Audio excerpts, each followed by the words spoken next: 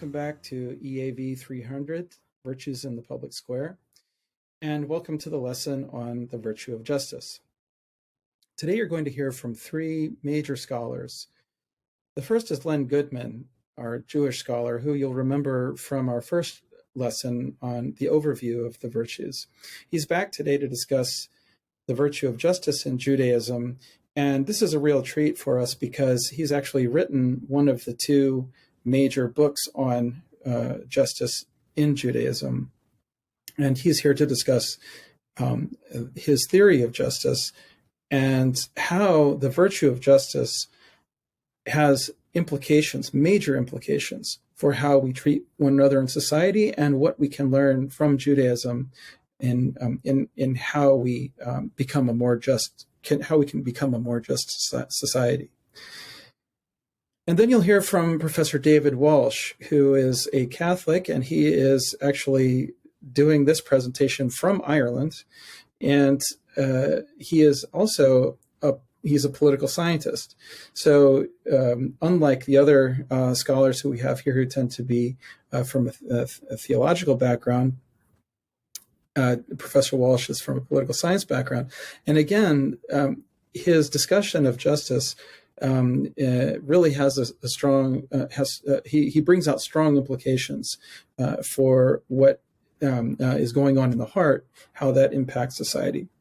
And then we'll hear from Omar Qureshi, who is the brother of Jawad Qureshi, who you heard during the discussion on wisdom. And he'll be discussing justice in Islam. I look forward to seeing you all on the other side of these presentations, and we'll see you when we're ready to do the audio roundtable discussion with these three scholars. Thank you.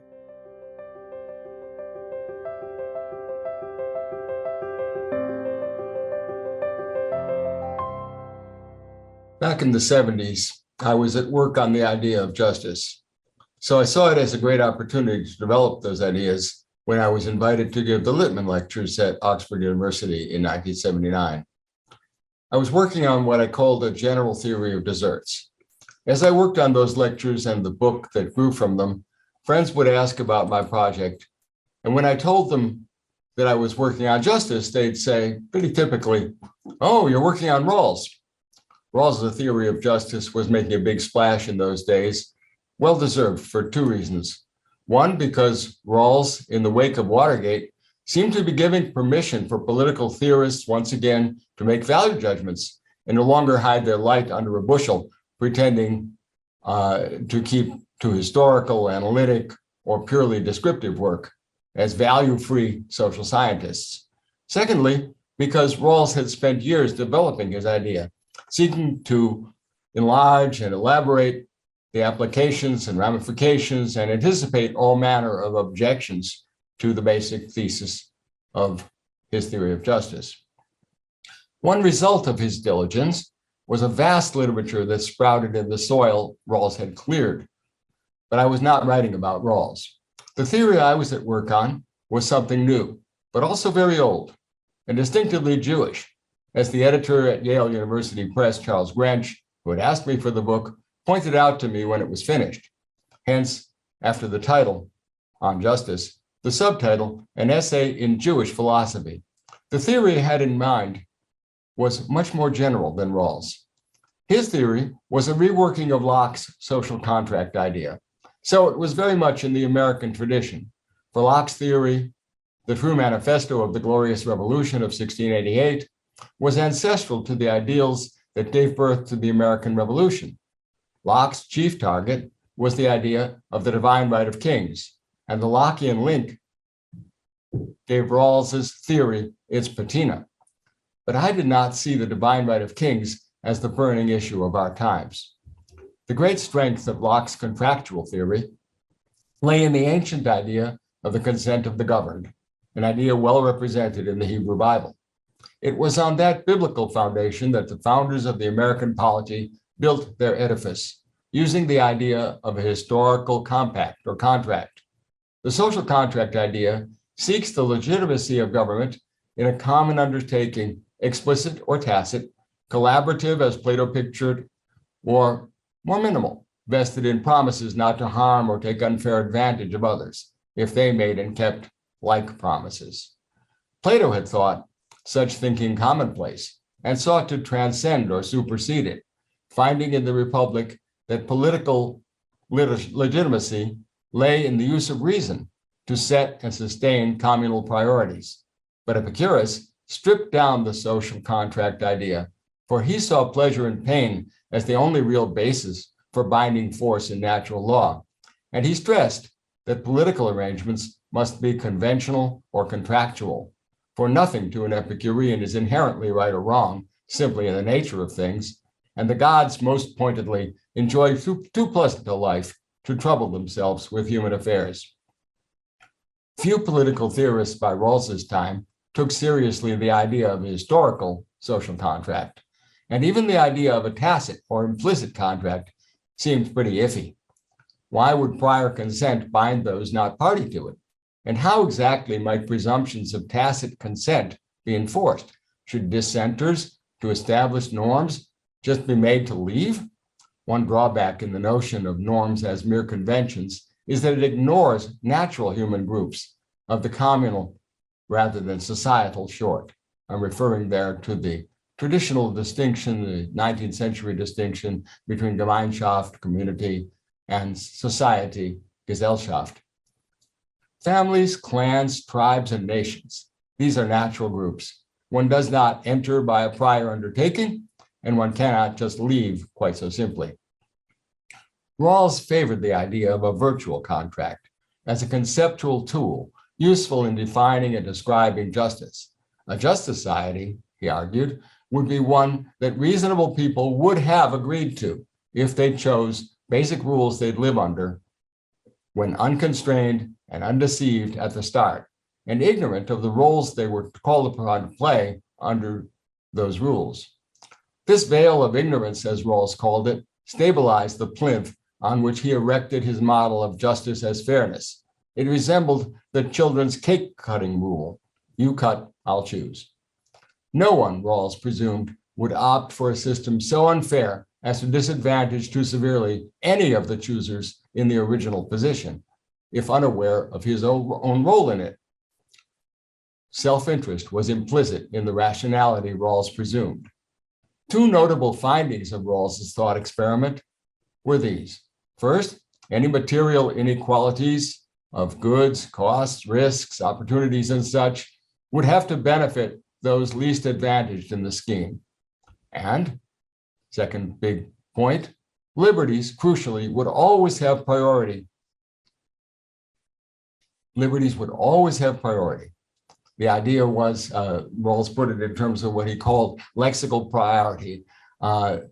The A's in a dictionary always come before, all the A's come before any of the B's. And in this way, any liberty would come ahead of any merely material benefit or risk or cost.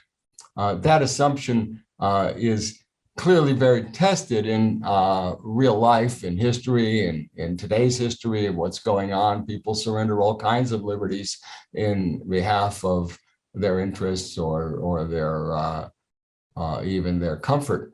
But Rawls packed into the notion of rationality that assumption, which later appears as the outcome of his theory.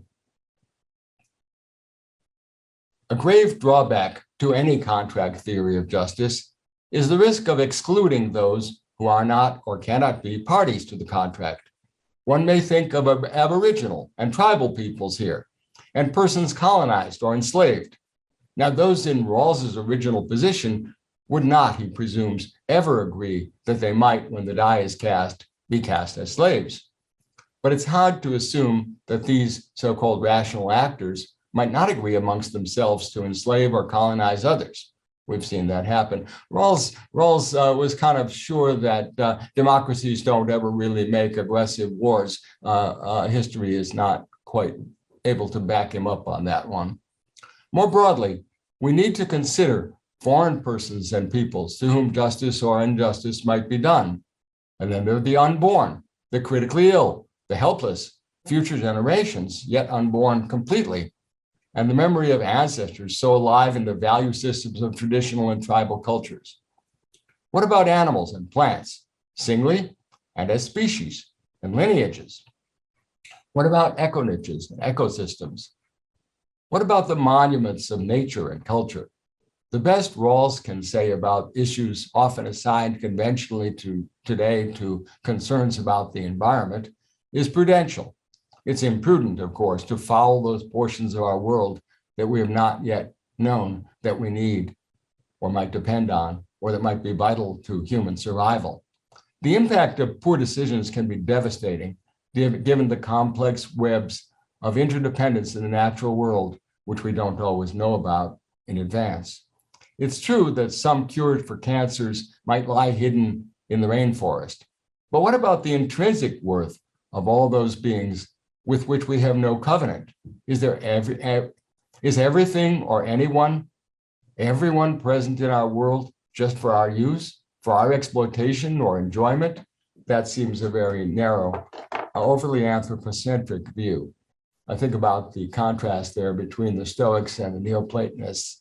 The Stoics thought that everything is provided by the divine nature for the sake of humanity. Even, they said, something so noble as a soul would not have been given to a pig except to keep the meat fresh. However, the Neoplatonic view was that everything exists for its own sake. And in a Jewish philosopher like Maimonides, he will say that that's the glory of God. He creates everything, not just for our sake, but everything for its own sake. Unlike Rawls, I felt and feel no need to avoid or pretend to avoid metaphysics.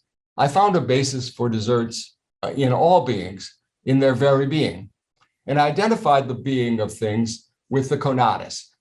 That's what Spinoza called the real essence of what things are.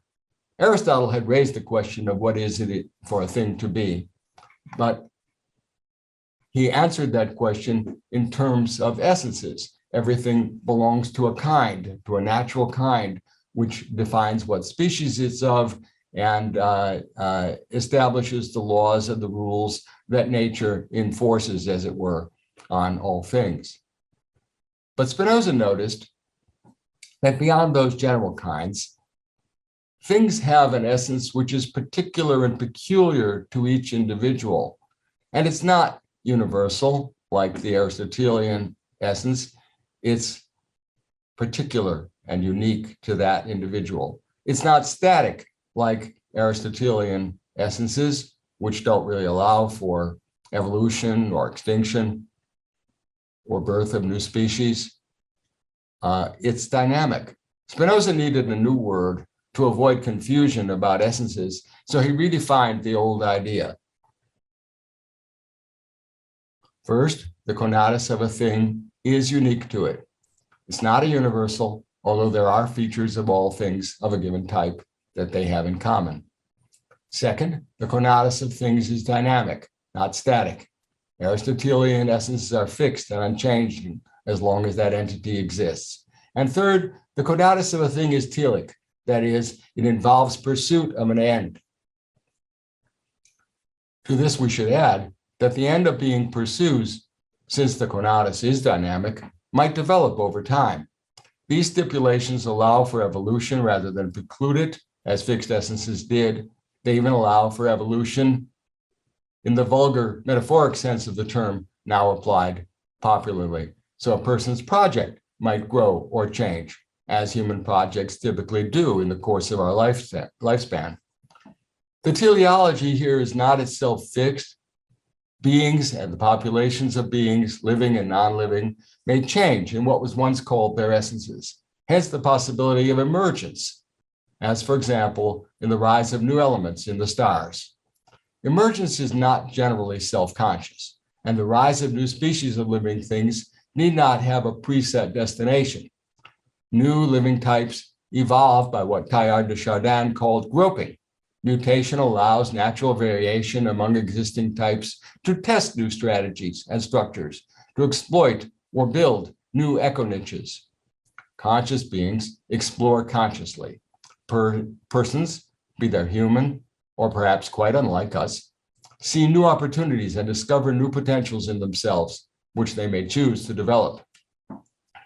It's in the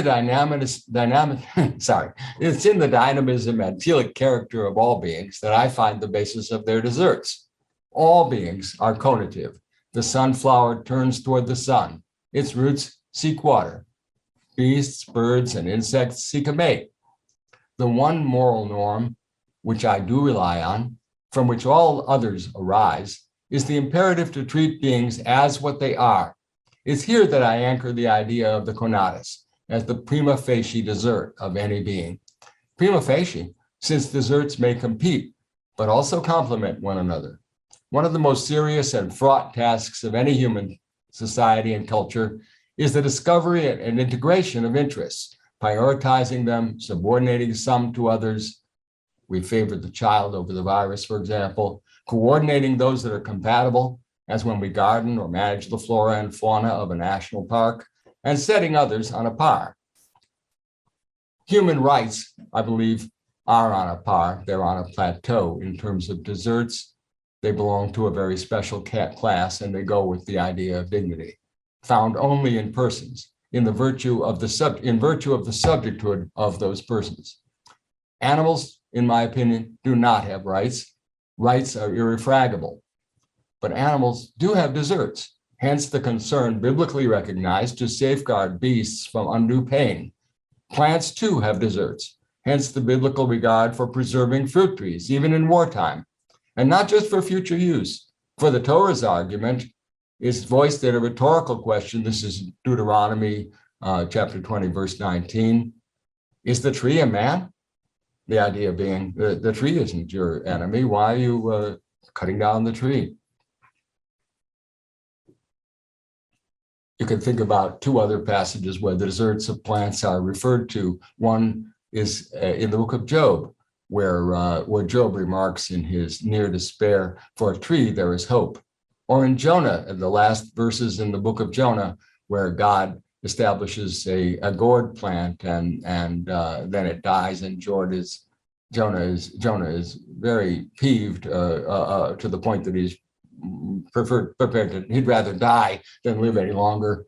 And God argues with him again rhetorically, you didn't plant that plant, you didn't labor for it, and now you're upset, and shouldn't I feel sorry for a city of 120,000 people who don't know the difference between their right hand and their left? And also, he says, and also much cattle.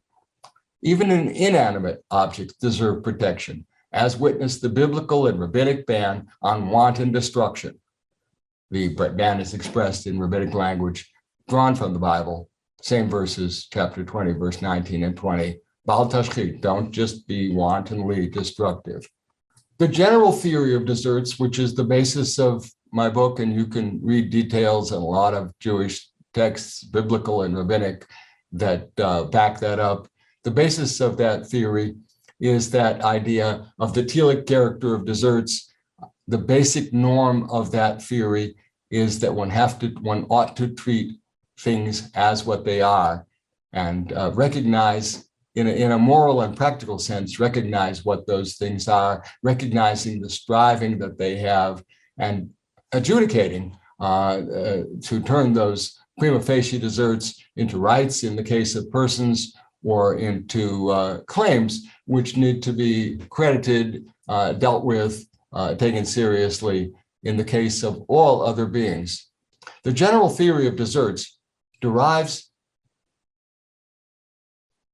the categorical imperative in its kingdom of ends formulation from the very claims, it derives from the very claims made by the being of all things. And because of that, it extends beyond Kant's treatment of recognizing the ends of other persons, treating other subjects as ends in themselves. It extends to what Schweitzer called reverence for life, and yet further to a respect for all beings, not just aesthetic respect, but moral respect, regard, not indiscriminate as though animals had rights and the shrub took precedence over the child whose life its sap might save. That's the basic idea of that theory of deserts. It is a Jewish theory. It is a metaphysical theory. It is not a contract theory. I believe that the social contract is a very valuable notion because it does turn on the recognition of the importance of the consent of the governed. But one of the things I argue in that book on justice is that there are things that people could consent to which are not right, and there are things which can be right without consent. One of the examples I chose in writing on justice, I thought about, suppose there were a social agreement on the legitimacy of marketing a substance that was both carcinogenic and addictive. And I have to confess here for our audience that I came up with that example entirely a priori before I realized we've done that. We've actually legalized. We think there's no alternative to it. We're now legalizing more substances, but we legalized the open sale of a carcinogenic addictive substance. And people agree with that to the extent that their elected representatives have been quarreled with it, that the people have not stood up on their hind legs and rebelled against it. It's a very interesting test case for the insufficiency of that important moral idea of the consent of the governed. There are things that people can consent to which are probably not really just. And there are things that they would never think of consenting to, which actually do require their consent, and it's not forthcoming. The essence of the book is that you have to respect the claims that beings make, that all beings make, and that we have to work out just how that respect can be optimized. Albert Schweitzer had a good idea about that. Some of the Hindus and Buddhists and Jains have good ideas about that. And those existential desserts, which are located, in my view, in the conatus of all beings, are the foundation of what I think justice has to regard. Thank you.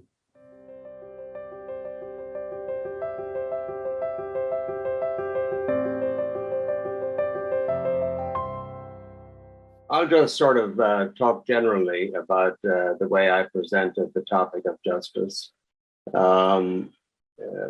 My way into it was not primarily through religious texts, but through the philosophical path, which eventually leads us back, I think, towards the revelatory traditions. The title of my paper was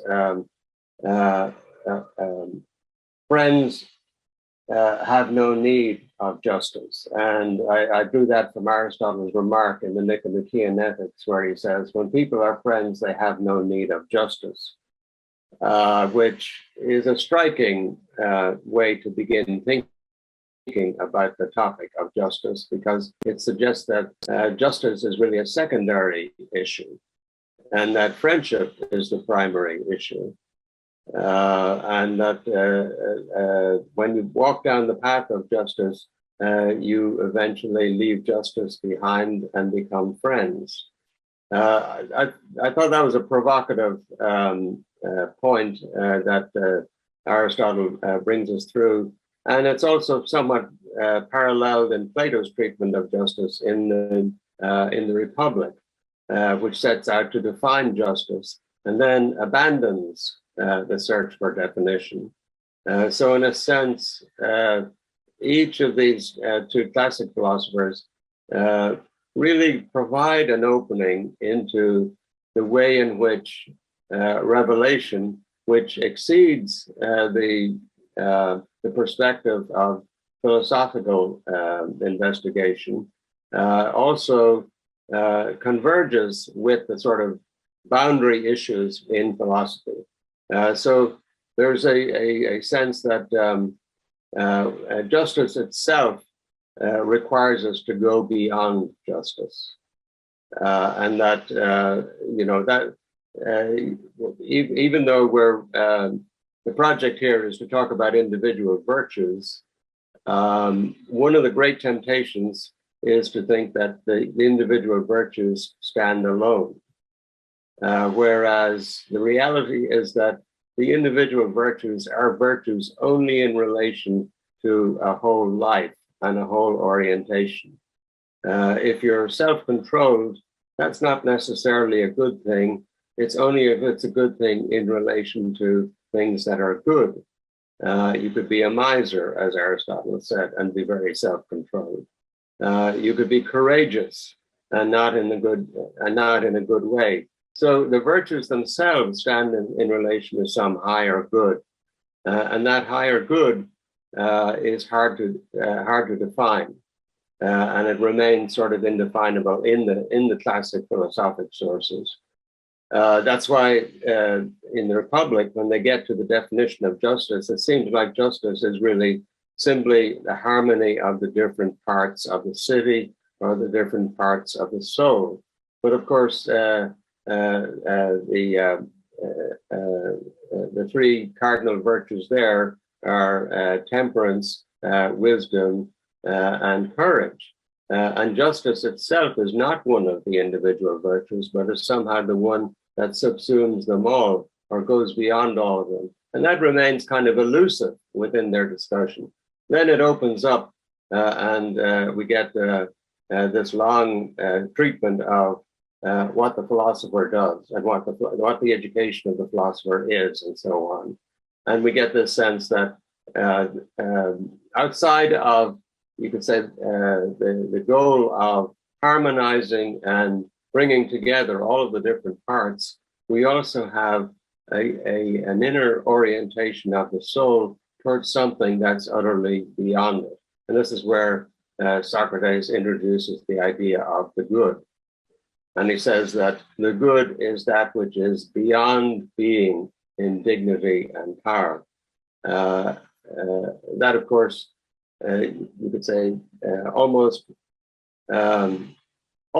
explicitly invokes the idea of God as that which is beyond all. So I think that's a remarkable kind of convergence with the revelatory traditions. And even though that's very often overlooked in the sort of in the sort of professional community of philosophers today, that philosophy itself is a kind of theology, or a kind of ultimate orientation within the order of being, and one that takes account of the order of being as going beyond itself. I take that as sort of a first step. The Christians, when they come to the discussion of justice, use certainly the philosophic sources and see themselves as compelled to use that language, because in order to talk about God as transcendent, you do have to that's what really theology is, the logos of the divine, the way of reasoning about God. There's really no alternative except to absorb the philosophic language. Augustine is probably the most famous in terms of giving a formulation of it, where he says that the city cannot be just if it does not do justice to God, if its justice is not ordered in relation to God.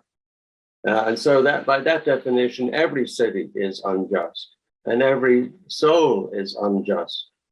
And so that makes justice itself a kind of aspiration that's almost unattainable. When you look back then at the Greeks, you think, yes, they were on the path towards that realization without, you could say, admitting it. The question of whether the best city, the Callipolis, the most beautiful city, can be realized anywhere is left hanging in both Plato and Aristotle. It's left open as if it's an elusive thing. Aristotle, in fact, keeps talking about the city, the polis, even when it's no longer a viable political option, as if there's it's totally unrealizable. So there's a huge issue here with the question of whether justice is an ideal that can never be realized, or is justice the highest reality? That's really the question that both the philosophers and the Christians, and I think the revelatory traditions as a whole, grapple with in one way or another. St. Augustine's formulation that Rome was never a true city, that it was never a true commonwealth, never a true republic, because it lacked justice in this full sense, then leaves open the question: then what kind of a city can conform to the idea of justice, and what kind of human being can conform to the idea of justice? Well, it does somehow require what we might call an eschatological orientation, an orientation beyond this world, a realization that justice itself is never fully realized in time and space, never realized under the conditions of mundane existence. Now, the next question is clearly, then what good is it? What's its value? What's its significance? And again, we find echoes of the Greeks in the way in which the Christians deal with that, namely that justice provides a norm and measure, even if it's never fully realized. It provides a canon and metricae, and that really even if it never appears anywhere in history as a fully realized entity, guides history itself. Even Martin Luther King talks about justice as the arc, as governing the arc of history. So there's a great sort of continuity from that, even though it's never actually, in some sense, if justice is fully realized anywhere in history, history would be completed. And so history and human life, individual and collective life, evolves under, you could say, the guidance, but also the measure, the judgment of justice. Even someone like Václav Havel, who's not a believer in any real sense, has a wonderful little passage in which he talks about living under judgment and living under the sense of an eternal perspective or an eternal measure. Let me just for a moment read out that little quote, because it's such an impressive thing. He wrote this in a book called To the Castle and Back, and I use it quite often because we live in a world of unbelievers. We live in a secular world, and when you live in that world, you have to think, well, how do you make that bridge? How do you make that connection to not just what we call a religious, but a transcendent perspective that is just behind the surface or below the surface, even if it's not fully recognized. At any rate, Havel has this little meditation. I think it's only a couple of pages in that book where he's thinking, what am I doing? What am I waiting for? And he says, why do I keep everything in order? Why do I live in this way? What am I? And he comes to the realization, I'm waiting for the judgment, he says. I'm waiting for that moment when everything I do will be assessed. Well, how does that arise in somebody who really doesn't have a theological framework?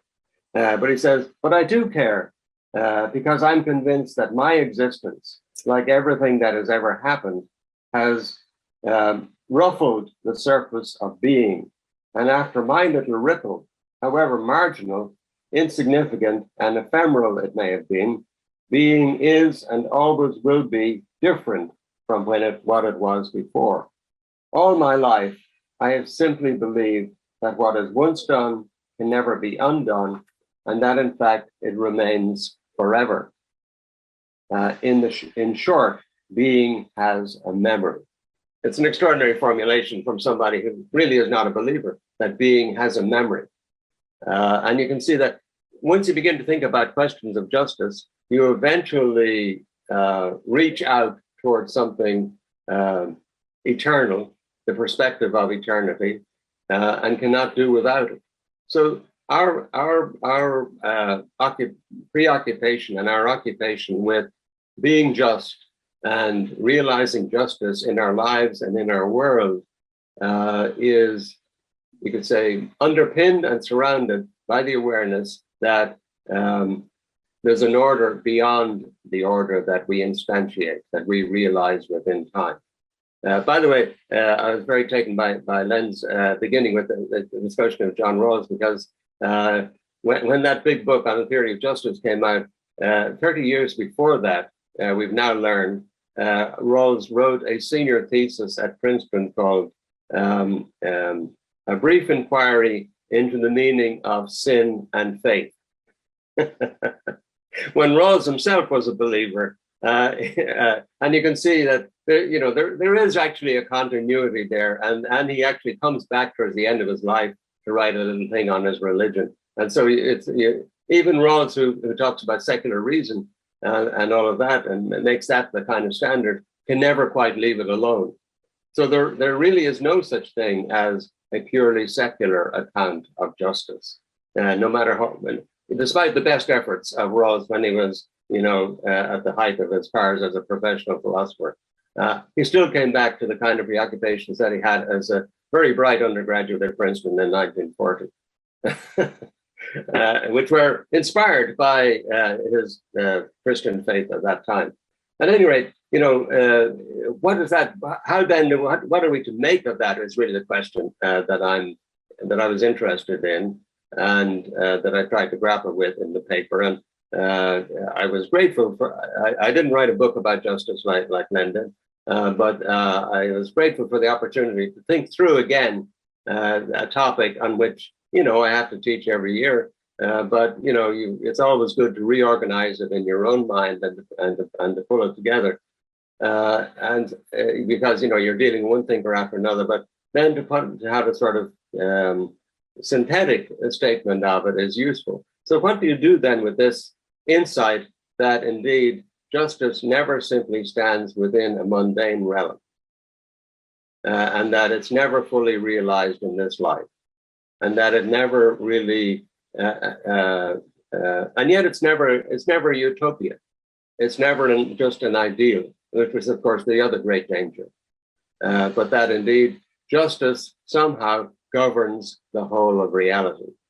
It is the truth of being in a way that's inescapable. But then, as I work in a politics department, so I have to explain to students then, well, then what does that mean, for real politics and for real political life and for your lives? And you have to point out to them that, yes, even though it may never be fully realized, you're responsible for realizing as much of it as you possibly can.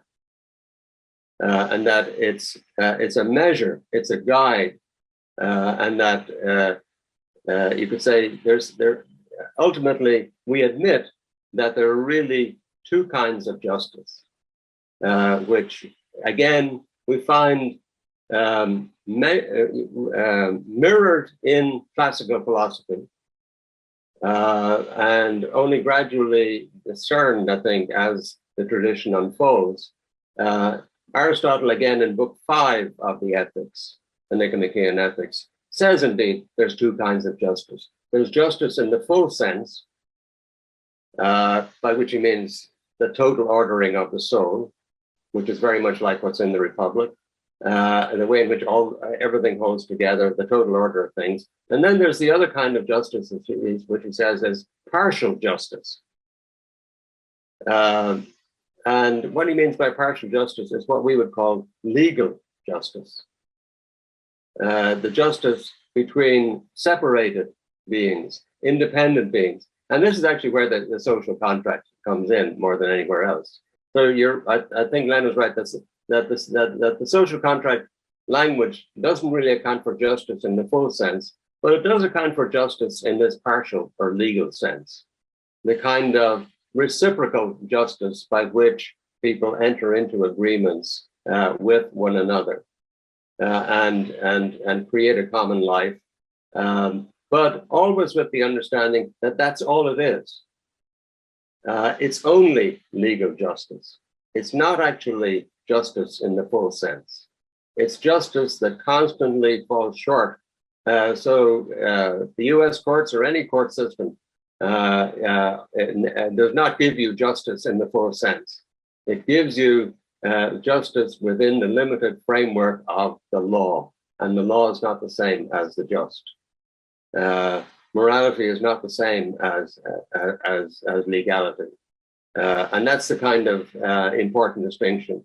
Now, that doesn't mean that there's no connection between them. And as I said, the most important thing is to recognize that the larger account of justice really does underpin the law. So the law is not just what governments say they are, what's decreed by the government or by regulators or by parliaments or Congress or anything else. It's what ultimately comes up as a sense of the community in this limited framework by which they can accord a kind of justice to one another. Always, though, with the sort of awareness that in the background, we have to do more than that. If we were merely legally right or fair towards one another, we wouldn't really be just. And that we always have to go beyond what the letter of the law requires. Just like in the rules of politeness. If you want to be polite to people, then you shouldn't just simply follow the rules of it. You should follow it with a certain spirit, with a certain attitude, with a certain openness, and so you're constantly going beyond it. And again, I'm always thinking back and forth on these things. That Aristotle also has wonderful examples of that when he deals with in the two books on friendship, where he deals with three types of friendship: friendships of utility, friendships of pleasure, and friendships of virtue, which are true friendships, where people are friends for the sake of one another. But what's striking about that is that he actually uses the other two types in the same way. The model is true friendship, but the other lesser forms of friendship are still forms of friendship. So even commercial transactions are for a mutual good that's shared, even though limited. But that means that they're never simply confined to a purely transactional exchange between the people who are involved. That at any moment they can, you could say, be enlarged or expand into friendships of pleasure, which are much more mutual, and indeed friendships in which we recognize one another as persons and as friends in the true sense, and civic friendship and all of those things. So justice, I think, is an extraordinarily interesting virtue because of this sort of, you could say, vacillation back and forth between its transcendent measure, the supererogatory by which we go beyond what justice requires, and also the capacity to you could say, include within it the humblest and most elementary and utilitarian relationships that we have. St. Thomas, then, when he comes to it, has some interesting additions to that, because he absorbs all of that tradition, and he's of course very much thinking that everything comes under our relationship with God. And so all of the virtues for St. Thomas are not just in obedience to God, but also, you could say, the total self-giving of the person to God. And it's not just a kind of rote thing. It's not just a habitual thing, not just a conformity thing, but means giving everything unconditionally. Yet when he deals with justice, he makes a very important distinction.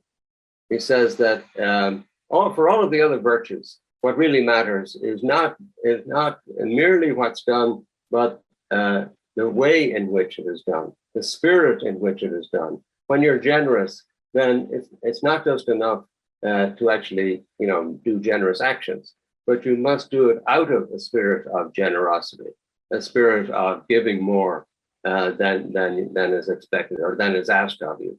All of that. However, when he deals with justice, he says, really, what matters in justice, the most important thing in justice is that not the mode, not the spirit that's done, but whether it meets the external requirements. You can say it's almost like a legal requirement.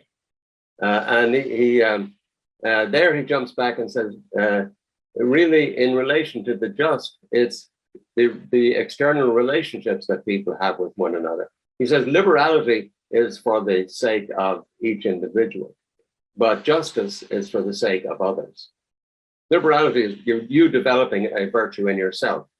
In justice, you're serving others, and that's its key thing. And what matters, yes, of course, the attitude, the mode, the way in which you do it is important, but it's not the most important thing. The most important thing is that you meet the requirements that justice imposes on you in the particular conditions that you're in. Now, Thomas, I think, can do that because, unlike, say, Aristotle and even Plato, he has a distinct virtue that covers the encompassing order of the soul, which is caritas, love, and the total orientation of the soul. So he says, caritas is the total ordering of all of the virtues towards God.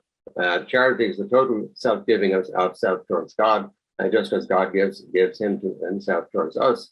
Justice is a kind of mirror of that on the mundane level by which we order ourselves externally in relation to one another. I hope I can find my little quote there on that, where he says, this is in Summa Theologiae, part 2, question 2, part 2, secunde. And so he says, and so a thing is said to be just as having the rectitude of justice, when it is the term of an act of justice without taking into account the way it is done by the agent. Whereas in the other virtues, nothing is declared to be right unless it is done in a certain way by the agent. There's a distinction between the total ordering of things for the good of the whole society in an external way, and the other is the total good of the soul in relation to God and the total order of being.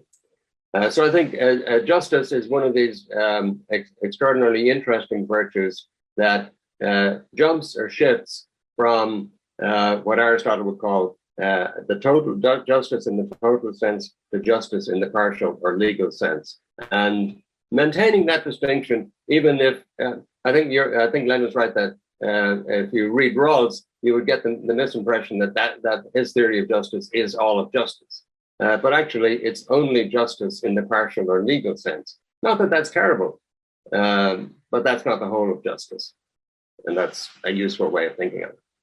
All right, that's probably enough for me.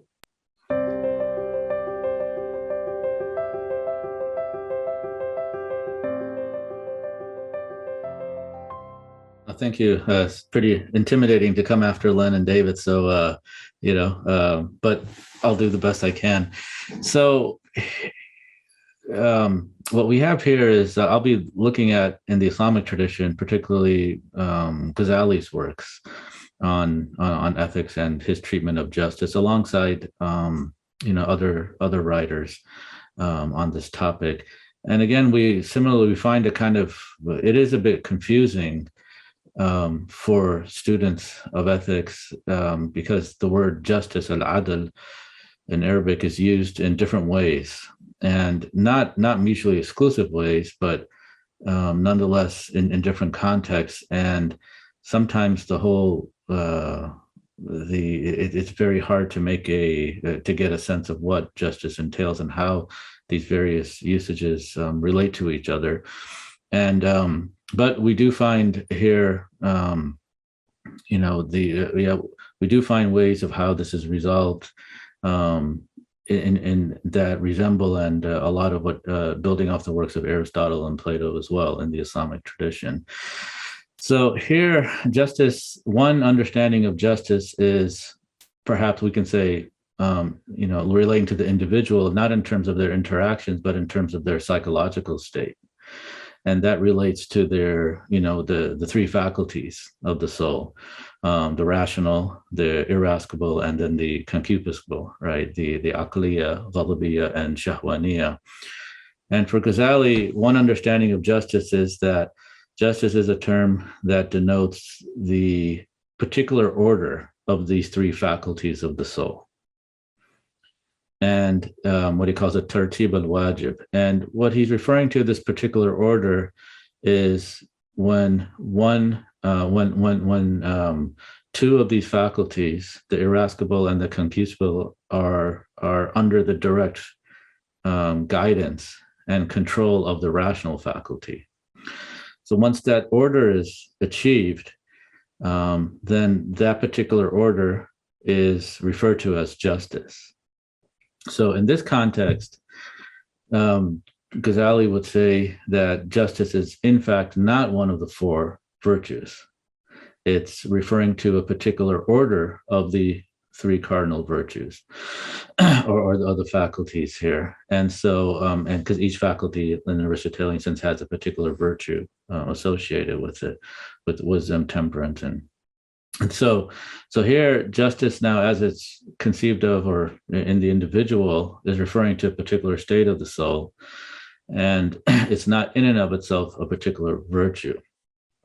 Now, once this particular state of the soul is achieved in the individual, then that will lead to justice in what Aristotle called the partial sense of justice, and justice as we observe it in one's social engagements. So the individual, when an individual engages with other individuals in society, you will start to see acts of justice appear. But that's only because this particular state of the soul is acquired. And then you'll also see that leading to justice in the area of politics as well, under political engagement. So here, one finds that justice is, you find a grounding, so to speak, or a clear relationship between social and political justice, and then justice as being grounded and only taking place properly once the soul is in a just state, meaning in relationship of the particular order of these three faculties of the soul. And what's interesting here is every other virtue has a vice of excess and deficiency, except for justice. It only has injustice, jawd. So it doesn't have a vice of excess, it doesn't have a vice of deficiency. And because no matter what, if your excess, if there is a vice of excess or if there's a vice of deficiency, there's no particular name for it. It's just injustice, and no matter what one encounters in that. And so once this, what's really interesting here is then once one finds this particular state of the soul, and then that now branches out into one's social dealings, al-mu'amala, and one's political dealings. And so when we look at one's social dealings, then justice now has to deal with how one interacts with another person in terms of what do they give to another person and what do they take and receive from another individual. And then justice, as it relates, as we see it in the political realm, right, is referring to, in a very Platonic sense, a particular order of the city, and a particular political order. And again, the analogy here of the analogies given of the city and how the various components of a city are in a particular order. And then once that order of the city is achieved, then that's referred to as a just society, or a city that is in a just state. And here, what Ghazali will have in mind is that every individual in that city is in their, what he calls, proper place. And this is something I find very interesting in Muslim discussions, and I'll be really interested to hear if this is in the other faith traditions as well, of an object or a thing or a being having a proper place. And and putting things in their proper place is the act of justice. Now that assumes a knowledge of what the correct order should be, and a knowledge of the object itself and where it should belong. What is its proper place? But here, what we do see here is, as it relates to the city, for example, in the political realm, is putting things in their proper place, and that is how the just act, or that is how one would observe justice in the political realm. And all of this, though, is grounded in, or can only take place once the soul is in a just state, and referring to the various faculties of the soul. So again, here, what we find here is that we do find this idea of a partial sense of justice, and that is, really dealing with the social and political. We're talking about justice as fairness, justice as equality, distributive justice, and corrective justice. And we're also seeing here justice in a whole sense, so very Aristotelian way here, where it's referring to a state of being. And here justice is predicated on and understood in the sense of each particular being has a proper place that's assigned to it. And when things are put into that proper place, whether that's spiritually, we're talking about our soul, or as individuals, or collectively, as we relate to each other, as we relate to a ruler, as we relate to God, as we relate to scholars, theologians, the pious, the saints, how a husband and wife should relate to each other, children and parents. All of these social roles are very important as they embody, or they allow us to understand the proper place of a thing, and then acting in accordance with that understanding of what a thing's proper place is. That's the act of justice. So here, in a whole sense, right, which the whole sense and conception of justice assumes a cosmic order and a certain social, political, theological order that encompasses all of creation. And what's interesting here is the partial sense of justice must conform to justice conceived of in a whole sense. So there's a relationship between the two. And hence, as Lenn was talking about Rawls' conception, is that from a Muslim point of view, Ghazali would theoretically say, even sure, there's a partial sense of justice being achieved, but it's not, unless it conforms to justice as a whole, as a state of being, and it takes into account. So the idea of if you're distributing goods, or you're carrying out corrective justice or fairness and equality, it must conform to a particular understanding of a thing's place and its in the cosmic order, meaning the social, political, entire order of a thing, and as it must take into account the object as it relates to God, and then as it relates to other individuals in society and all of God's creation. Then and only then will you have true sense of justice, right? That'll be achieved. So there is a very strong relationship between the partial sense of justice, and in that it must conform, and the whole sense of justice, in that the partial sense of justice must conform to justice conceived of as a whole. And here, some contemporary Muslim philosophers have discussed this brings about a question of, well, how do we know a thing's proper place? And here we find that many philosophers, Muslim philosophers, will hold that justice goes hand in wisdom. In fact, justice is a reflection of wisdom, right? And I can just read certain things here by a certain Muslim philosopher, Professor Naqib al-Attas, who speaks about the relationship of wisdom and justice. So he says here is that justice is a state of being, a condition of things being in their proper places. So this is justice as a whole. It is also a quality of human act, a quality that springs from moral excellence, whose source is wisdom. So this human act of justice is the act of putting things in their proper place. To put a thing in its proper place involves the possession of prior knowledge of the nature of the thing. So you have to know the essence of a thing and its true nature, and of its association with other known things in the system of relation already present in the soul. It involves the soul's recognition of the thing's proper place, and such recognition comes about through wisdom, which identifies its proper place and suggests to the soul to act accordingly.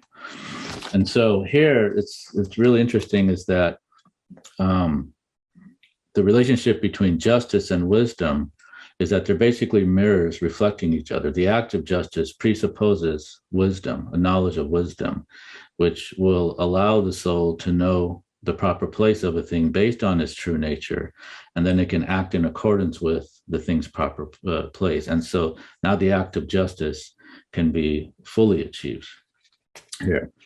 And related to that is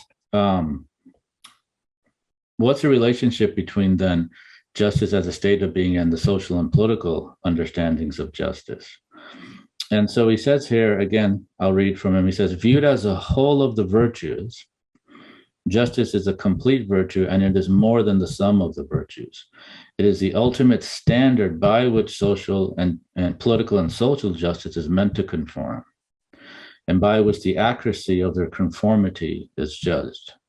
So in other words, social and political justice, are our social and political acts and our attempts to act justly, are they truly, how do we know we're truly acting justly? Is we have to look, are they conforming to justice conceived of as a whole? And then he says a very interesting statement here, Professor Attas. He says, the constitution of the state cannot be regarded as the ultimate standard of justice. The ultimate standard of justice is natural and precedes political and social justice. It applies to all human institutions and acts, as well as to the characters of human individuals everywhere and for all time.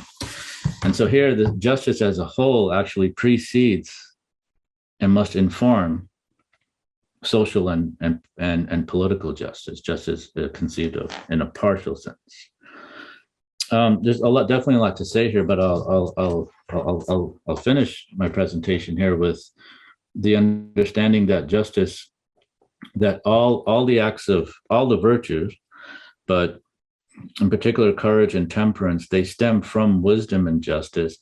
Now, wisdom and justice ultimately are grounded in, for Muslims, the names of God.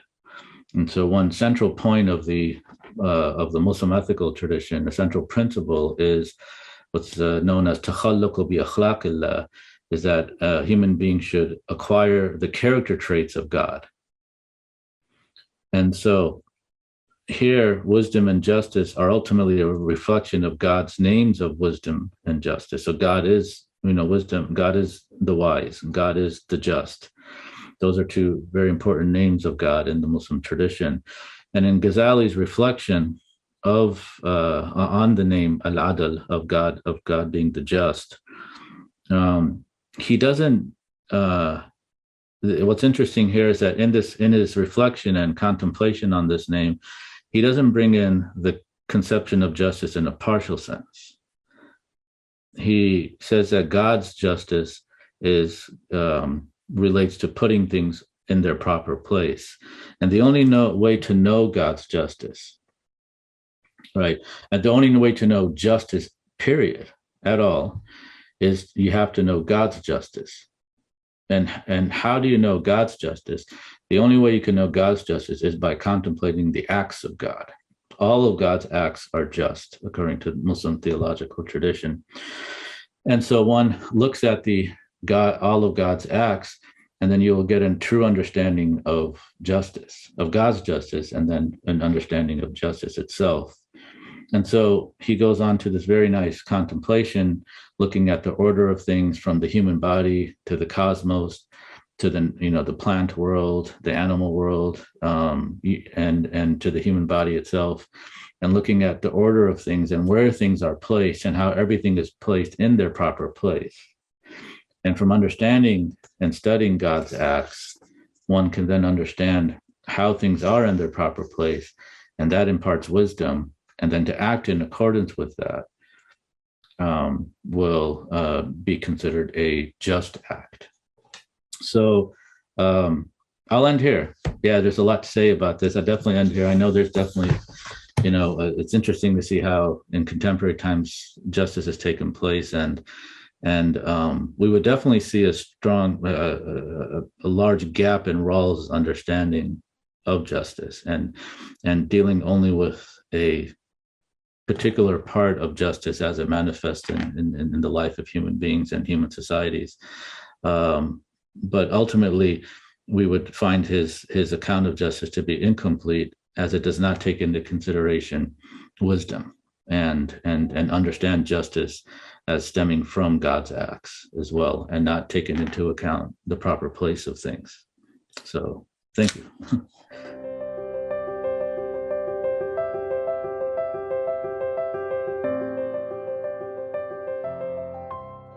Thank you, all of you. Russ Hittinger, who is the scholar who did the overview for the Christian tradition in our course here, he remarked to me that it's interesting when it comes to the issue of justice, that it's very difficult in our day and age, in our mind frame that we have, our frame of mind, our way of looking at things, that it's very difficult to conceive of justice in a way that takes into account, or that begins with, the operations of the soul, and rather we see justice only through a framework of sort of of external operations, how its effect externally, and how we deal with one another. And he remarked that that's kind of a feature of our modern world, and the transition from just a different understanding of the nature of reality, of the focus on the transcendence, of the a turn away from focusing on the soul and the ultimate aims of the human being, of a change in the anthropology in our modern world. So I wanted to ask the three of you, could you all discuss that amongst yourselves? Because someone jump in there, and then I'd like to hear your all's response. The internal side of justice as opposed to the intersocial. Yes, because and all three of you actually discussed this to some extent from within your own traditions. How justice really begins. Justice from human being to human being, or from the ruler to the ruled. All of this originates somewhere that I think is missed by Rawls and by Locke and by other people who, in our modern or very close to pre-modern times, the early modern times conceived. So, what is it? You've all kind of touched on that in some way or another, and I'd like to drill down on that a little bit. So, would someone like to jump in there?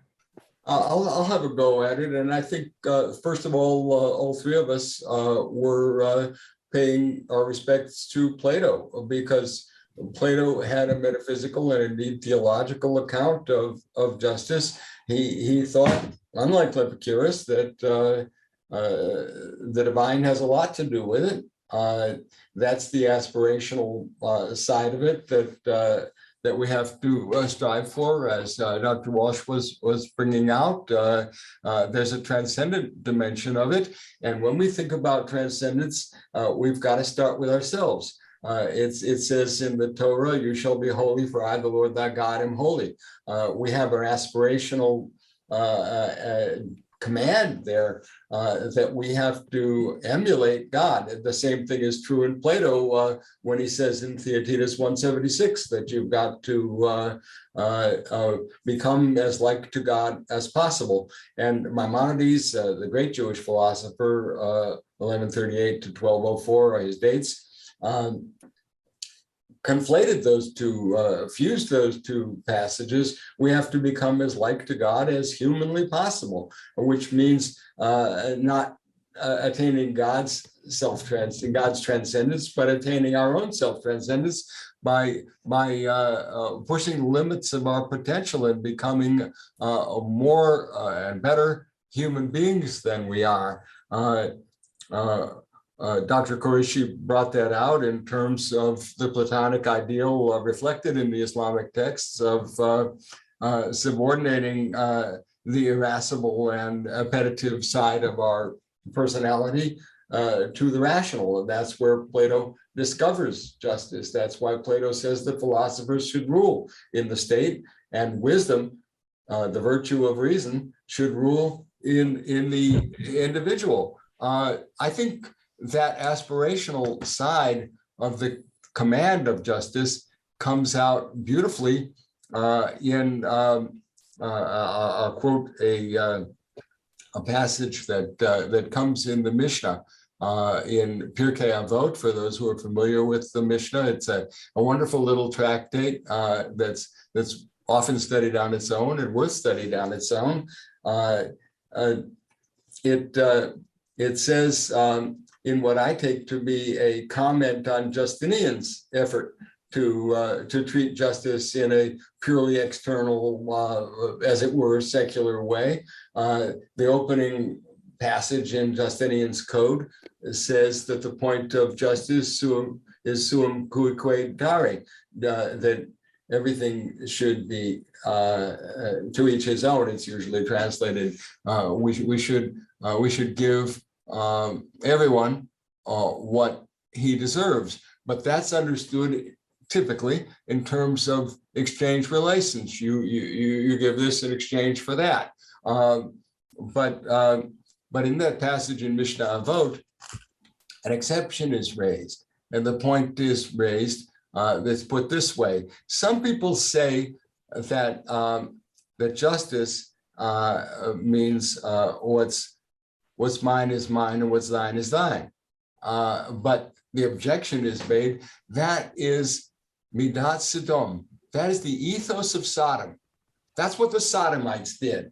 The worry about the Sodomites and what their sexual practices were is not really in the forefront there. What's in the forefront is that they thought that I've got mine and you've got yours and I'm all right, Jack, and that's the way it goes. But the aspiration that's held out before us is not Midat Sodom, but Midat Chesed, the ethos of loving kindness, as Miles Coverdale translated it in his 1535 English Bible. Chesed is the corresponding idea to caritas. That's exactly what caritas or agape is. Agape in Greek, caritas in Latin, chesed in Hebrew. This is the ideal of generosity. God is generous to us, and we can't repay that generosity, but we can pass it on. And that's what we're called upon to do. So there's a passage in Maimonides where he talks about a wonderful biblical twist on the idea of justice. The word tzedakah, which is the Hebrew word for justice in the Bible, derives from tzedek, which means justice. And justice in that external, minor, legal, social sense is obviously of concern, but that's just a matter of giving everyone his due. Maimonides surveys the usage of the word tzedakah, and he finds out that the Bible consistently uses it to mean going beyond your basic obligations, not just paying your bills or paying the person who did work for you. Tzedakah demands in your treatment of others, healing all those who are broken, going beyond the bare letter of the law. Supererogation here, I think Dr. Walsh brought this out. Supererogation is actually part of your obligation. It's not something that goes on your obligation, beyond your obligation. It's not something confined to your obligation. It's something that you're supposed to press beyond, emulating God's grace to us. God's grace is giving us more than we could possibly deserve. God created us, God sustains us. In this respect, justice is not just among the virtues, but is the basic virtue. And I would say also, since Maimonides was writing in Arabic, he likes to point out that the Arabic word for justice is adl, which means balance. But this kind of balance is supposed to favor others. He says, very interestingly, and this goes, I think, directly to your question, it means you're doing yourself a favor. How so? Maimonides says, when you show moral virtue to others, generosity in particular, you are doing a favor to your rational soul. Why so? I explain in my commentary on Maimonides' guide, what you're doing really is laying the groundwork, preparing the soil for the development of the rational virtues, which are the highest virtues. You do that by perfecting the moral virtues in yourself. I want to follow up with something, but you mentioned the passage from the Mishnah. Can you tell me where that's found? Yes. The Mishnah, as you know, is one fat volume. Right. And the Mishnah forms the spine of the Talmud. So the Talmud is expanded into a whole shelf of volumes. And all of those volumes take the form of commentaries on the different tractates of the Mishnah. But avot, which is usually translated as the sayings of the fathers. Sayings of the fathers. The sayings of the fathers, Mishnah avot, is the one where that occurs, and that's the one tractate of the Mishnah often studied on its own because it's very edifying, very ethical. It doesn't have any Gemara to it. That tractate stands on its own. Maimonides wrote a commentary. There are other famous commentaries on it, and that's the passage that you'll find that. And I think if you want to know something about Judaic ethics, Mishnah Avot is a very good place to start. Okay, so, we're including readings with the course here, so may include that. I would refer people both to it's often called the sayings of the fathers or the precepts of the fathers or something like that. The original intention of Avot was to show the continuity of the transmission of the tradition from one generation to the next. So they give sample examples of famous sayings by some of the great sages, generation by generation, and they're typically edifying ethical sayings like that one. Another famous one near the beginning is, don't be like servants who serve for the sake of a reward. It's better to serve like servants who serve not for the sake of a reward, and let all your actions be for the sake of heaven. And the glossators explain that when he says, that's Antigonus of Socho said that, when he said for the sake of heaven, he meant do it for its own sake. Do what's right because it's right, not because you expect to be rewarded for it or to avoid punishment for not fulfilling those obligations. Thank you. So that actually, David, you mentioned Augustine. I think you were. I found the passage that you were, in the City of God. I found the chapter that you were referring to, which is chapter 21, I believe, in book 19. So he said, so there's a really extraordinary paragraph here, which I think, this encapsulates this question that I had across what all three of you were saying here. And that is, I'll read it, it's not long. And it is when the soul serves God that it exercises a right control over the body. And in the soul itself, the reason must be subject to God if it is to govern, as it ought, the passions and other vices. Hence, when a man does not serve God, what justice can we ascribe to him, since, in this case, his soul cannot exercise a just control over the body, nor his reason over his vices? And if there is no justice in such an individual, certainly there can be none in a community composed of such persons. Here, therefore, there is not that common acknowledgement of right, which makes an assemblage of men a people whose affairs we call a republic. And so this is a very profound point, and it actually seems to me completely, and please correct me if I'm wrong, but it seems to be very, very elided and overlooked by contemporary concepts of justice, theories of justice, and so on. Am I right here? Is there anything like this found in? No, people are going back to it. No, I mean, people are going back to Augustine's account of justice and looking, I think, just that one passage, when you read it out there, it seems, such a blunt and bald statement that only a theologically framed account of justice is adequate, one that is rooted in submission to God or in obedience to God. One of the other, and this goes back to your question about, how do we regard this in the modern world, and have we made a fundamental shift in our sort of anthropology of how we deal with these issues? Just the same answer I think you could make to both of those questions, and that is that really, and Russ Hittinger I think hit on it in raising this. That there's something special about justice, that it is, yes, the virtue that is the overarching order of the soul, like Omar mentioned, that it's the one virtue that includes all of the others. It's not one of the particular ones, it's everything. And so it is the total orientation of the soul towards God.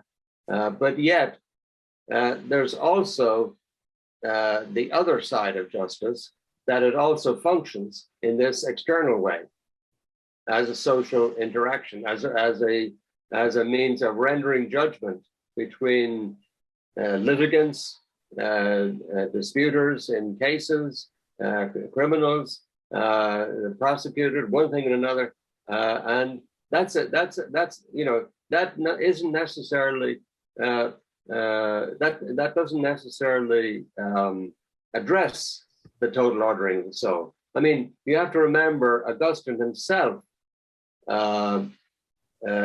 He's the man who essentially invented the just war, which at what point can killing other human beings be just? The soldiers, the believers in the army came to him and said, "Can we serve faithfully and also be Christians?" Not just this is after Christianity is tolerated and adopted by the Roman Empire, and so they don't have to take an oath to the emperor, but they do have to do something that seems to be contrary to God's law: "Thou shalt not kill." How is it possible to be a good Christian and yet kill other human beings? So he has to work that out.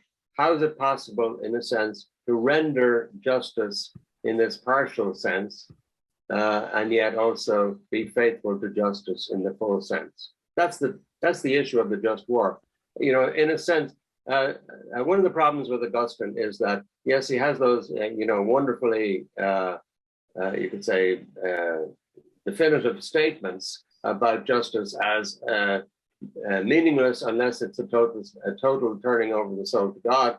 But he also then goes on in sort of his practical application of things to find a kind of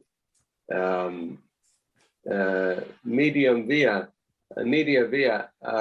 by which, we have to figure out how we can live in a world where justice in the full sense can never be realized, and yet not abandon it altogether. Let me make a footnote to that, if I may, Dr. Walsh. First of all, we want to look at the Hebrew when we're talking about the Hebrew Bible, and the Ten Commandments say lo tirtzach, thou shalt not commit murder. It doesn't say thou shalt not kill. Right. Which might make you into a Jain. It'd have to be sure not to step on a bug. Agreed.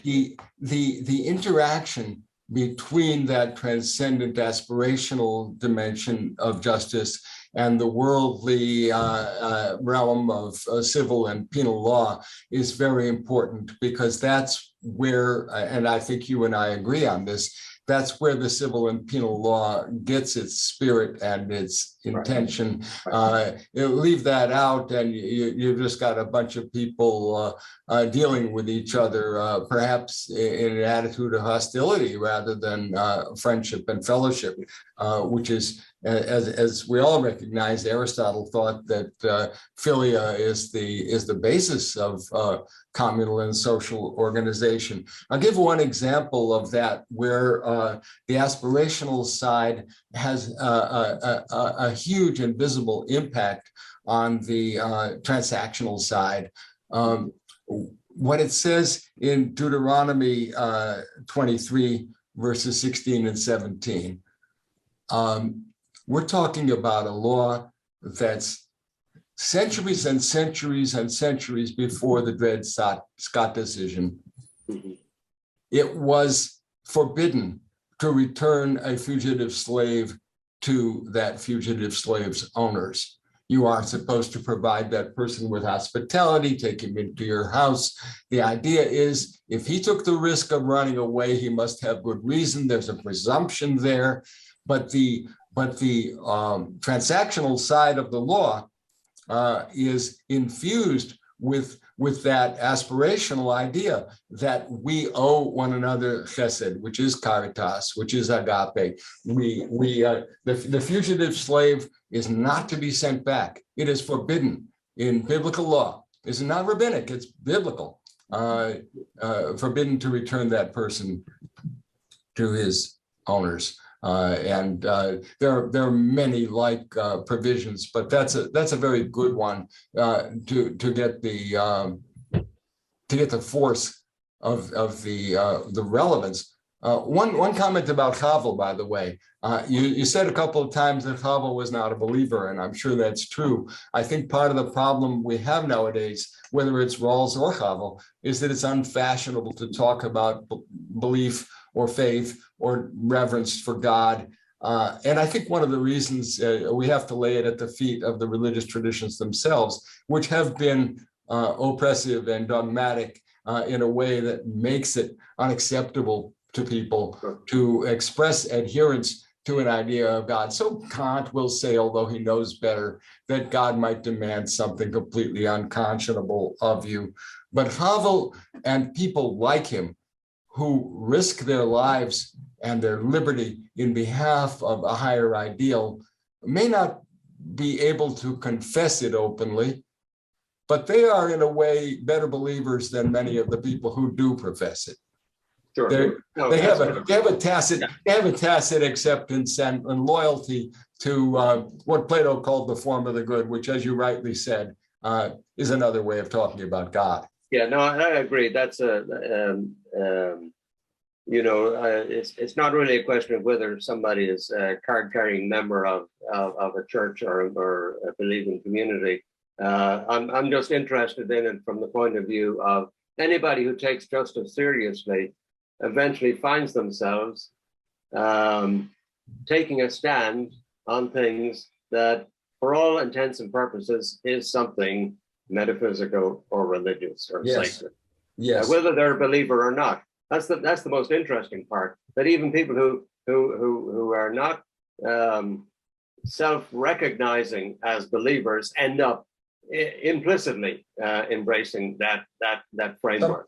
Some may discover it. Some may discover it in themselves in the course of that personal evolution that we undergo, and some may be inhibited about doing that. So, in that's very important. That's very important, not just for those individuals, but for thinking about the world that we're in. In other words, we're in a world that thinks it's secular, but deep down is not.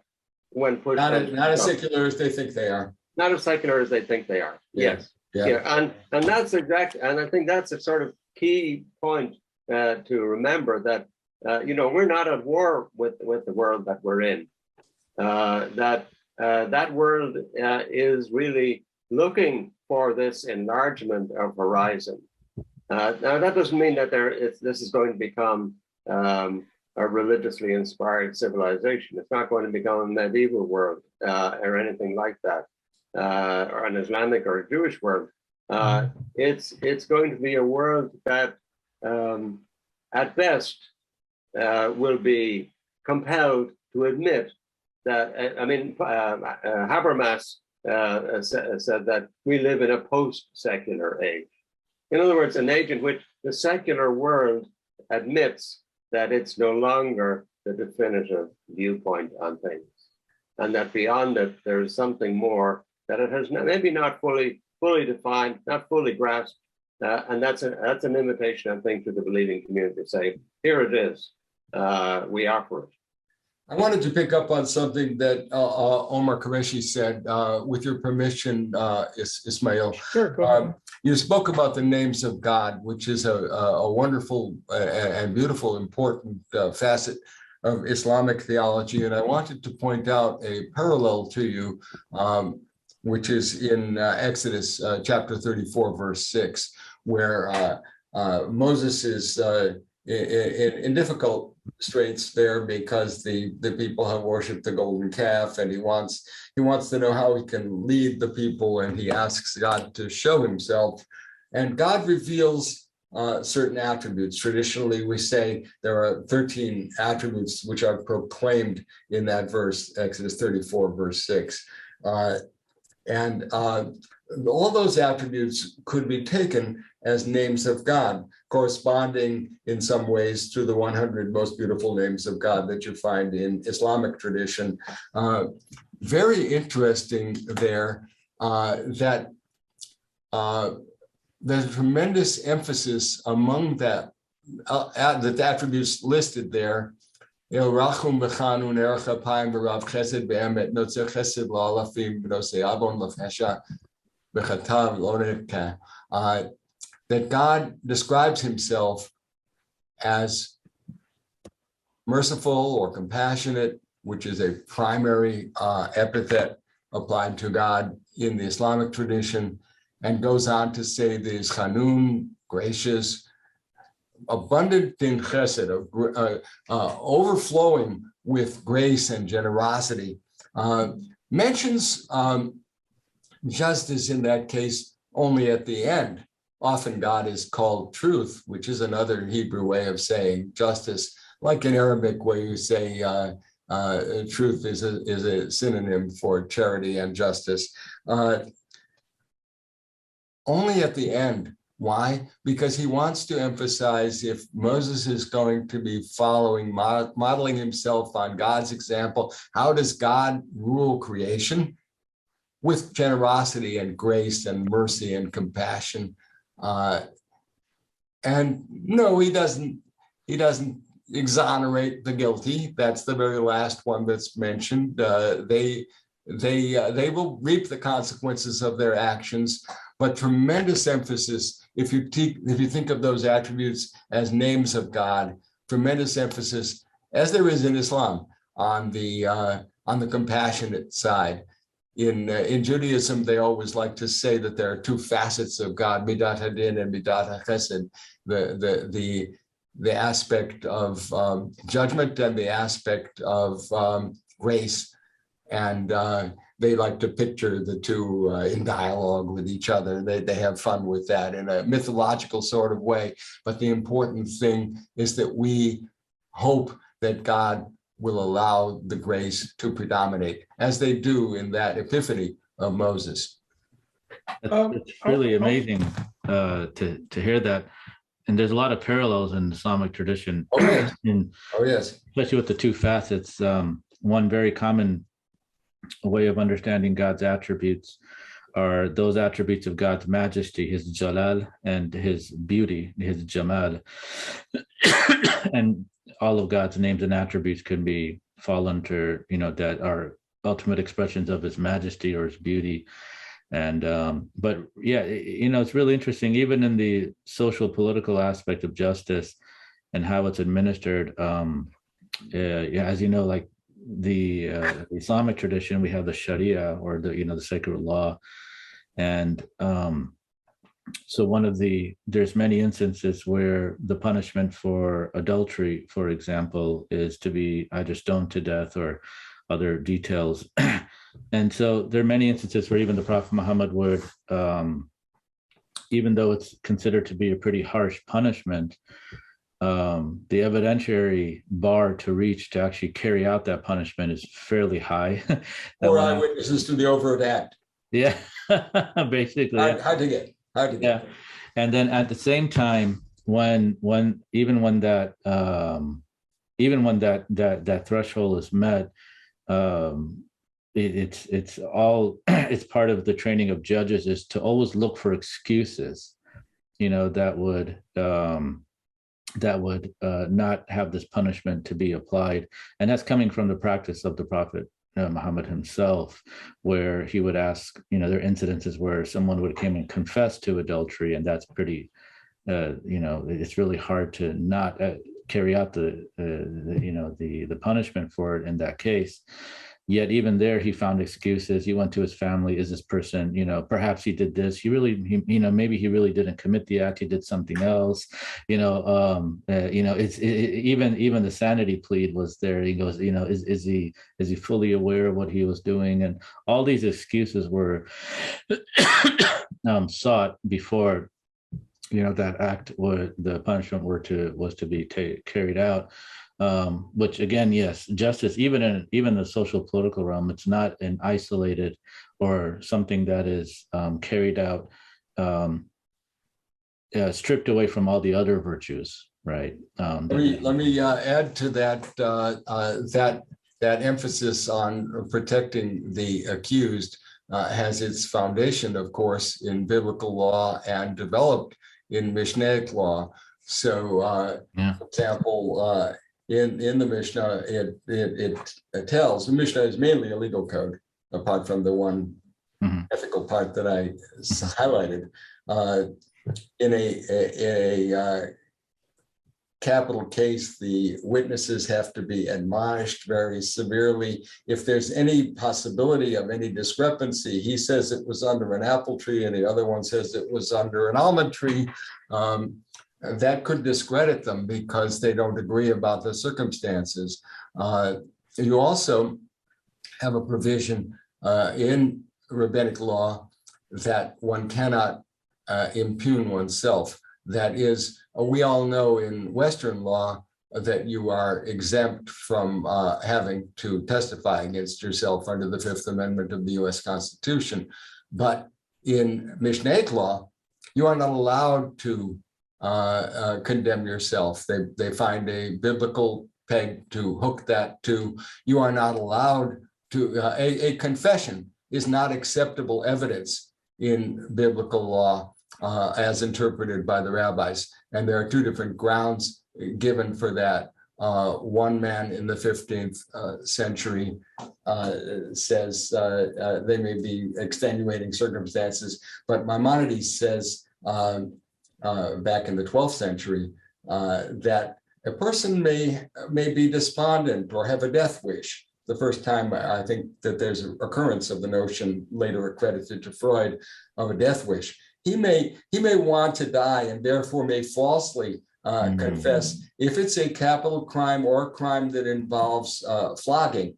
If it involves life or limb, you are not allowed to confess. You can't impugn your own innocence. that again is part of the high bar which Islamic and Jewish law share with regard to evidence in those cases where the punishment is severe and irreparable. I'll mention the warning that the judges are supposed to give witnesses in a capital case because it's also reflected in Islamic tradition. It says in the book of Genesis that when Cain killed Abel, God says, "Your bloods cry out to me." Odd that it should use the plural there, your bloods. Don't we normally say with a mass noun like blood, don't we normally say, your blood cries out to me?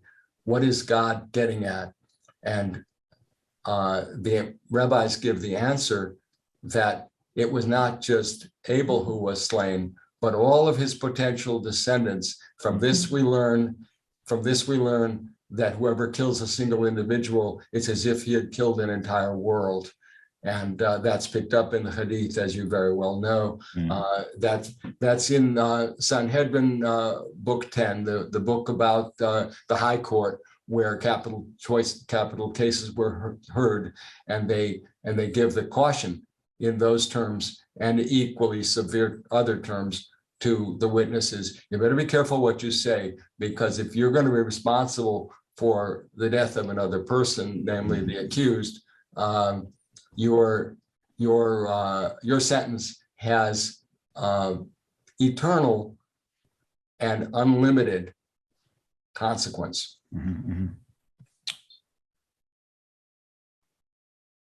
Omar, I wanted to ask you something. So there's a saying by pre-modern Islamic scholars. The earliest I found from this is from al-Mawardi, though others before him might have likely said it. But it's what he says in Arabic is al-mulku yabqa ala al-kufr wa la yabqa ala al-dhulm. A kingdom can endure or persist upon disbelief, but it will not endure on injustice. In other words, that a kingdom might not be Islamic. They might not be believing in the truth of God, or others, other faiths could see that. It could also see that as well from their perspective. But if it is unjust, then it will eventually collapse. And there's a verse in the Quran. It's Surah Hud, verse 117. It says, "Your Lord does not destroy a town for dhulm." And the commentators, this means actually literally oppression or injustice, but in the commentators say that this here means polytheism. And that's not a stretch, because there are places in the Quran where the dhulm, injustice, definitely means injustice. So anyway, polytheism or disbelief, essentially. So in other words, so to start again, he says, your Lord will not destroy a town due to its disbelief, while its people are muslihun, while its people are those who do islah, while its people are righteous. And the commentators on this verse, I found a few that all said more or less the same thing. Fakhruddin al-Razi, al-Qurtubi, they said that what this means is that God allows, God does not destroy human beings because of their disbelief. That's not, so the people of Noah, the people of Sodom, you mentioned, Lenn, he doesn't destroy them for their disbelief. He destroys them for their injustice to one another. Yes. Fakhruddin al-Razi says, this is because the rights of God are, God does not demand immediate retribution for his rights. He gives people leeway with his rights, but the rights of human beings, he is very strict with. And when human beings violate the rights of another, then habitually, then he will end that. Then he will punish that town as a result. Where's the verse? What verse is that? That's Surah Hud, which is the I'm not sure which number that is, but it's verse 117. But that's Surah Hud. You can see Qurtubi's Tafsir al-Razis. Those are in Arabic. I don't know if any of that has been translated into English. I'm not aware of that. I know there's someone's working on a translation of Razi, and his commentary on that is a wonderful little treatise, essentially on this exact subject. Omar, can you elaborate on that a little bit from your understanding? Yeah, I mean, it's a pretty big question, but we'll try to get to it. This, when we're looking at, in terms, I mean, I know the word translated for haq or hukuk, the plural hukuk, is rights, and I think that's okay, but at the same time, it does conjure up for us modern. It means duties. What's really interesting, what you just said, like the modern reader of I don't mean to distract from your point, but the modern reader of classical Islamic texts will see something like haqqul insan or something like that and think, oh, the rights of man. But and sometimes it does mean that. But it often means duty, the duty of man. It is upon man. So it's really interesting that haqq can mean, well, it means truth, but it also can mean right, and it also can mean duty. Sorry to have interrupted. That's exactly.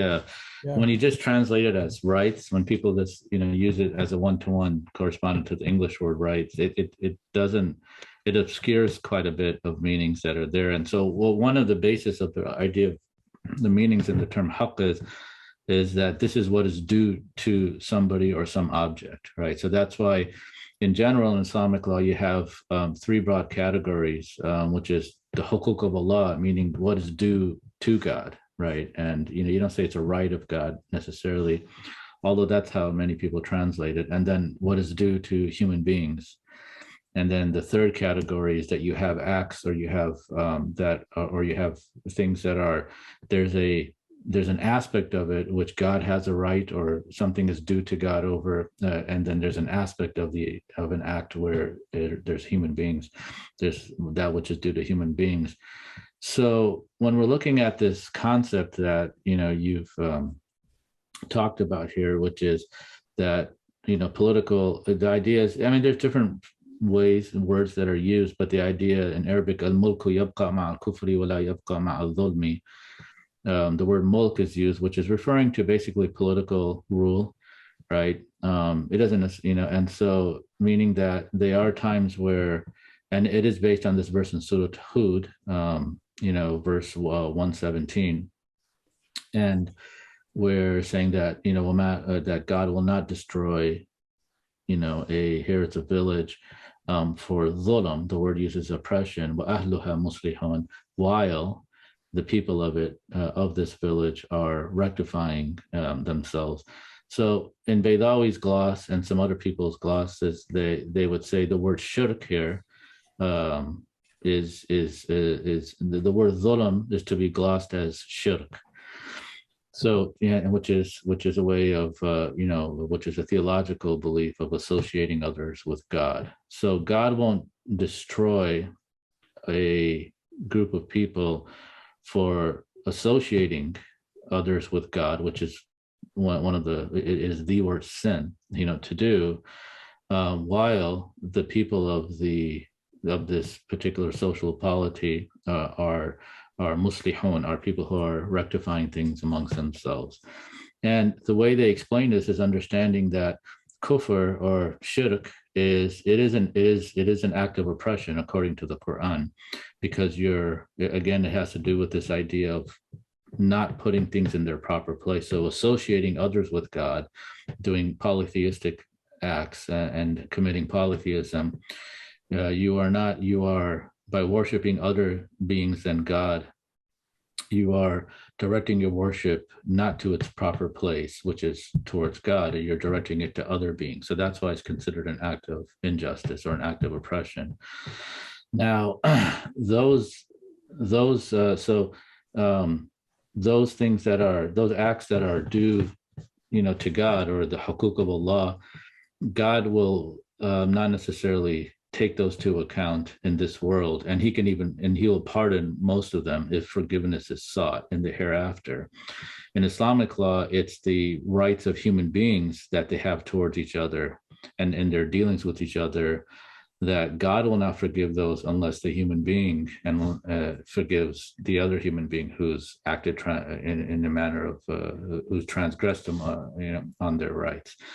So here, the understanding of this saying that you quoted from Mawardi, and I haven't seen any scholars, theologians who've not accepted this statement about a particular political, a particular government and political structure remaining, while even though they're polytheistic, as long as they are treating each other justly in this, in the partial sense of justice, right, in the social political sense of justice.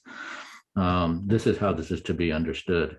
Not that their sins of polytheism will be pardoned if they don't ask for forgiveness and repent, but it's referring to this earthly existence, right? Our existence in this realm. In the hereafter, then God can take them to account for their polytheism, or he can choose to forgive them. That's really up to the will of God and what he wants to do with those individuals. But in this earthly realm, according to this verse and this statement that's been said, this adage, that it's referring to the social political conception, the partial sense of justice. So as long as that's being maintained here, then that particular political structure will continue to exist. I have a question for you, Omar. Yeah. You referred to polytheism, shirk, or even kufr as acts rather than matters of belief. Are they construed as actions in fiqh? Is polytheism a matter of act, or is it a matter of belief, or where's the line drawn there? Yeah, that's a great question. I mean, so it will be considered an act of the heart, amalul qalb, and so it's an act of the heart. However, in Islamic law, as you know, Islamic law doesn't deal with the heart, right? It doesn't deal with intentions. It deals with observable acts. Right. That's why I asked. Yeah. So here, it would be if someone actually utters a statement of polytheism, or if somebody, like, for example, bows down and worships and prostrates to an idol, it's that act that will be considered Gotcha. and under that, not the actual belief that they hold in their heart. I would also add that the person who is offended against has to forgive you. That's again Talmudic, as you probably know. In the Day of Atonement, one can seek atonement for one's sins before God, but one can't seek atonement from God for one's sins against one's fellow human beings. Yeah. Which also includes sins against God, but God won't go for that unless you have sought forgiveness from the person you offended.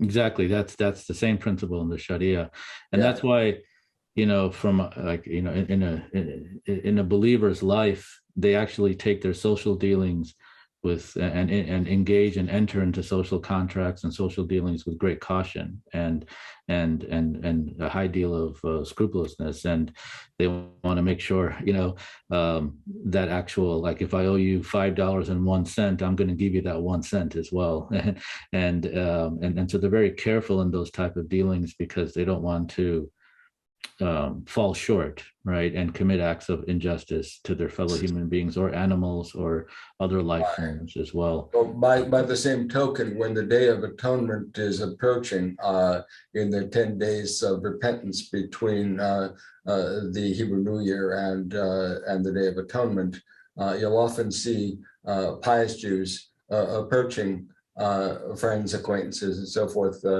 And if I've done anything to offend you this year, I apologize. And it's another way of cementing that fellowship, which is the basis of community. But there's a moral issue behind it.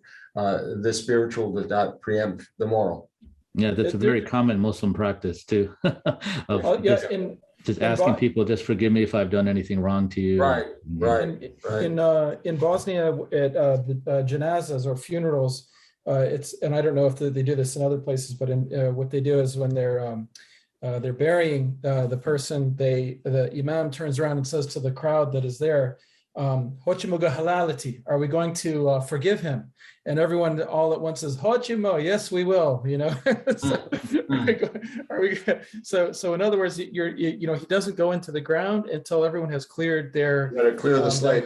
cleared their hearts of any kind of thing that they're holding against him that he might have done wrong, and to them. There's a saying by, I know Ibn Taymiyyah said it, and of course I'm sure others said it long before him, that justice is the equilibrium of creation of the whole universe.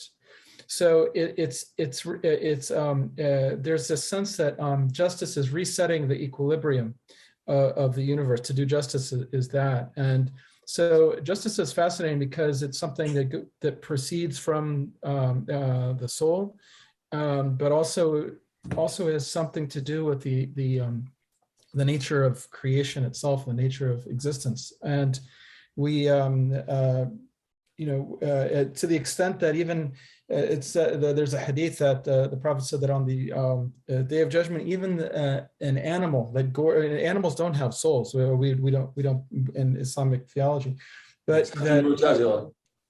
Yeah, but a goat that gored another goat on the Day of Judgment, they will be resurrected, and the goat that was unjustly gored will come back and gore the other goat, or at least there will be. I can't remember exactly what happens, but there'll be some sort of settling of accounts, even among animals, and then they will again be turned to dust because they didn't have an interesting highlight when you talk about the world being based on justice, which is Adl, of course.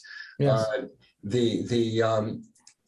Once again, you can see the precedence given to chesed, caritas, agape, because in the Psalms, Psalm 89, verse 3, it says the world is built on chesed. You start, of course, there's got to be balance for nature to sustain itself, but why should nature exist at all? Beyond that Aristotelian idea of balance, which gives stability to the world, you have chesed, which gives existence to the world. The world, I'll say that line again, Psalm 89, verse 3, the world is built on chesed. Beautiful. Okay. Yeah, that's beautiful. Yeah, and that's just a quick question. You mentioned about animal souls. What is the Jewish position on souls and animals? And there are two Jewish positions, as you might expect. There's always more than one. The story about the Jew who was on a desert island, and somebody found him, and he had two synagogues there, the one he worshipped in and the one he wouldn't be caught dead in. But the Saadia Gaon, who was the first systematic Jewish philosopher, died in 942, lived in Baghdad, great rabbinic scholar, lexicographer, liturgist, exegete, translator of much of the Bible into Arabic. Saadia was very much influenced by the Mu'tazila. So he thought that animals have recompense coming if they have been eaten or sacrificed or in some other way died in innocence. God in his compassion is going to have to make it up to them. Maimonides, who is a more systematic and more Aristotelian thinker, Neoplatonic as well as Aristotelian, Maimonides rejects that idea. He's too courteous to mention Saadia by name. He owes a lot to Saadia for opening that ground of Jewish philosophy for him. But he says, well, that's a Mu'tazilite idea that some of us have picked up. And he says that emanation is only to the rational soul of human beings. That's the only place where there's providence, and that's the only place where there's immortality. Animals, like people in general who have been too attached to the body, they don't have an afterlife. They go down. There's a sort of Platonic reasoning there. So I would say, if you're talking about normative Judaism, Maimonides would be the gold standard there. However, Hasidic sects, very influenced by Kabbalah, they actually have a doctrine of transmigration, Tanassuch. Oh wow. So there are human souls which go through different lives and are reborn in different bodies, including animal bodies. But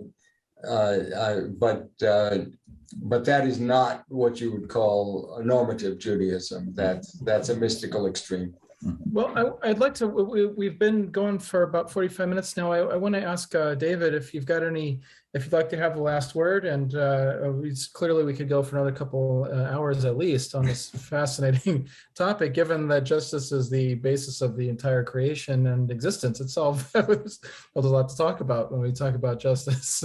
But David, Sure. Anything? Yeah, sure. Well, it was impressive at the conference, and it's impressive in this discussion too, that the three traditions, have a remarkable convergence, especially when we have representatives who have a like-minded approach to things. And so that's obviously welcome and heartwarming and all of that, gratifying. I would, just as a sort of final note, however, just simply emphasize that we've been, and I think all three of us have sort of recognized that justice is a peculiarly complex virtue. It's on the one hand, a kind of key to all of the virtues, and it is an underpinning one that opens the soul towards the transcendent. It's the source of all the virtues in some sense, the right order in relation to God and to one another. It's cosmic. It's all of those things, and so it's very easy for us to agree on that. But I would emphasize that we have to always also keep in mind that this other notion of justice as somehow partial, legal, what we can apply, what we can do in this life. I wouldn't say that that's the best we can do in terms of our relationships to one another, but it's the indispensable. And it's very important to avoid any sense that, well, if we don't have justice in this complete, you could say, transcendent sense, we've got nothing. No, partial justice is itself, legal justice is itself the first step on this road, and without a willingness to take that first step, without that willingness to recognize that indeed what happens in courts of law are not simply, you could say, passing moments. One of my favorite episodes is in a movie called Snow Falling on Cedars, where Max von Sydow is the defense attorney, and this Japanese American is wrongly accused of murdering another guy, and everybody's prejudiced against him. And he stands up. He's a really old actor at this point, and he stands up and he says, people think that this is a small case in a small town with no significance for anything, but I'm here to tell you that as I get older and the closer I get to death, I see things in light of eternity, and that there are moments like this when the whole world and the whole system is put on trial. So even small cases, small issues, small occasions are the moments in which that big question of where justice lies comes under scrutiny and judgment and examination. And we all become responsible for the part we play in it. That's all I say for the concluding thing. Beautifully said. Thank you so much. I want to thank each of you for your generosity and your time and sharing your insights and your wisdom. And hope we can meet in person one day. And thank you so much. God bless you. Hey, thanks for Thank all your you. good work. Thank you, Len. Thank you, Thanks for David. your work. And, Wonderful conversation. Yes, Thank thanks you. for Very great good to hear. discussion. All right. Thank you. Thank you all. Thank you, Ismail. Assalamu alaikum. Wa alaikum Yeah. salam. Salam.